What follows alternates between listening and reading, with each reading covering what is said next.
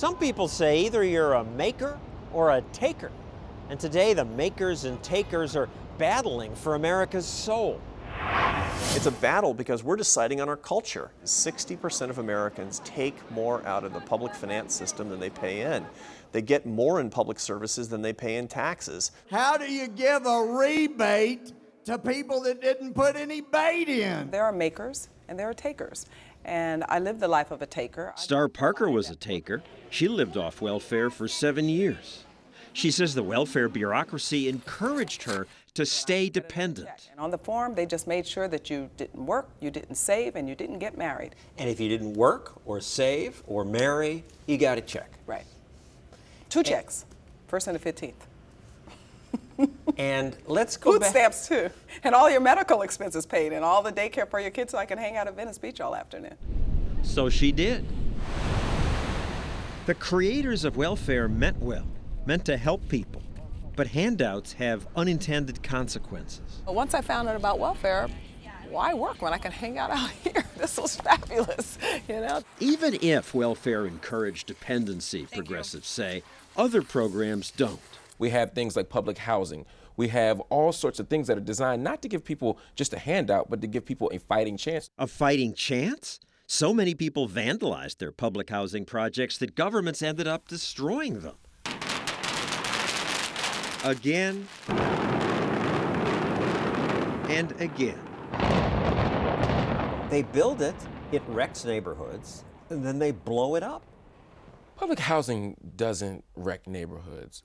Unattended public housing wrecks neighborhoods. When we look at the best moments of public housing, like the Taylor homes early in the 1960s in Chicago, they worked out just fine. Fine? Government programs do often start nicely. But within 15 years, the Taylor homes were a crime-ridden, graffiti-covered wreck. The drugs are on them. The government's solution? Once again, demolish the entire project. And yet, the left wants more handouts. I think that the basic affordances of democratic citizenship are housing, health care, and education. We have to make sure that What happened to life, liberty, and pursuit of happiness? that's like secret code for housing, health care, and education. It seems to me Well, but that's a big step beyond. you can't have life, liberty, and happiness if you don't have access to a hospital. You can't have it if you don't have access to a basic education. Those But are if you human rights. leave people alone to have life, liberty, and to pursue their own happiness, that's different from taking money from one group of people to give other people housing and health care. First of all, we're not giving people housing and health care, and people pay taxes. Even people who live in public housing pay taxes. What we're doing, again, is creating an investment. We're not teaching dependency. No, I think that you always run the risk of intergenerational laziness, but I don't think that the welfare state necessarily means that. But it does, says Star Parker. It's so much easier to take than to make. I think that that's one of the greatest tragedies of becoming a taker, is you don't think about that somebody else had to make this, and you don't think about You're what if I tried entitled on my to own. the I was apartment. just entitled to it. Entitled to a nice apartment on a tree-lined street with a balcony. And I had a fireplace, I had a spa in the back, and I had... Stories like hers drove the push for welfare reform. Today we are taking an historic chance to make welfare what it was meant to be, a second chance, not a way of life. Some people predicted trauma we haven't known since the cholera epidemics. Families will fracture. 1 million children could be forced into poverty. There would be people starving in the streets. Nobody starved. The record numbers of people that were on there just left the welfare system and nobody died. Star Parker found jobs. I started a little magazine and it began to grow over time. She never returned to welfare. Most people went and got jobs, and some went and went home, apologized to their mom, and moved in and started over, got back into school.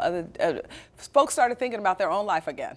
Nearly 2 million children rose out of poverty. Welfare caseloads fell by half.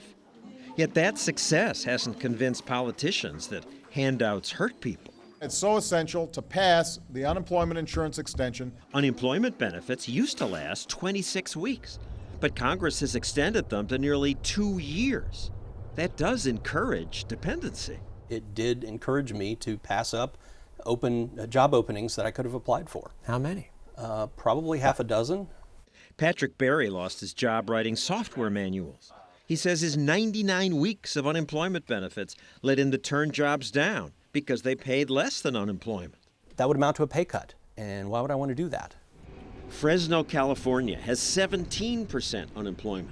Yet people who run employment agencies here tell us people turn down jobs all the time. We call them for a position and they say, no thanks, I'm on unemployment. A lot of people take advantage to try to work the system. If the state's going to give me money, why not take it? Unemployment agencies say many people just pretend to look for work. Benefits personnel, this is Nancy. May I help you? They pretend because that's required to get your check. Yes, we do. They're, completely not dressed for an interview, in shorts, a t-shirt, and flip-flops saying, oh yeah, I want to get a job really bad, please hire me. And they'll come through the interview process and we know that they're not going to go to work. I would say maybe 25 to 35% of the people that we're talking to are just not trying. That's not what we hear from our president. I haven't met any American who would rather have an unemployment check than a meaningful job that lets you provide for your family. But incentives matter. In Denmark, the socialist government once offered laid-off workers 5 years of unemployment benefits. When did many Danes finally find work? Surprise, after exactly 5 years. So Denmark cut benefits to 4 years. Then Danes found jobs in 4 years. This year, Denmark cut the benefits in half. A survey found that 1/3 of the unemployed find work immediately when their unemployment benefits run out. When there were only a few weeks left, I actually did start looking at jobs that I had been passing up the chance to apply for. We should have a safety net to help people who cannot help themselves. But I don't think we ought to have a safety net that lulls people into lives of complacency and dependency on the federal government. Again, it is kind to want to help people who've fallen in hard times.